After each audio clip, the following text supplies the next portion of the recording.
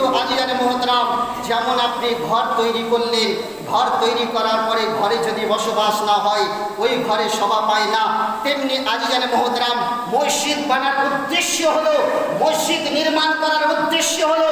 মসজিদে এসে নামাজ আদায় করতে হবে। মসজিদ তো নির্মাণ করলাম, মসজিদে তো টাইলস লাগালাম, মসজিদে রং করলাম, মসজিদের সমস্ত জিনিস তো করলাম, মসজিদ একতলা নয়, দুইতলা নয়, তিনতলা নির্মাণ করলাম, কিন্তু এটা না, মসজিদ নির্মাণ করার পরে মসজিদে নামাজ আদায় করতে যাব না, তাহলে ওই মসজিদ আপনার কিয়ামতের দিনে আপনার বিপরীত হয়ে আপনাকে সাক্ষ্য দেবে। ওই আল্লাহর ঘর মসজিদ, আপনি মসজিদ নির্মাণ করলেন নামাজ আদায় করার জন্য, আপনি আল্লাহর ঘর নির্মাণ করলেন,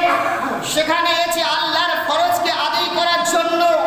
কিন্তু আল্লাহর ঘর তো তৈরি করলেন, কিন্তু আল্লাহর ঘরে আপনি আসলেন না, আল্লাহর ঘরে এসে আপনি আল্লাহর হুকুমকে পালন করলেন না। আর আজিজানে মোহতারাম, যদি আপনার নিয়ত এটা হয় যে আমরা এলাহি টোলার মানুষ, মসজিদ তো নির্মাণ করেছি তিনতলা, মানুষ দেখবে, টাইলস লাগিয়েছে, মার্বেল লাগিয়েছে, সুন্দর করে রং করেছে, অলপট্টি করেছে, যদি আপনার এটা উদ্দেশ্য হয় তাহলে আপনার এটা রিয়াকারি হবে, আপনার ওই দান, আপনার দান, ওই দান আপনার আমল হবে না, ওই দান আপনার গ্রহণযোগ্য হবে না। আজিজানে মোহতারাম।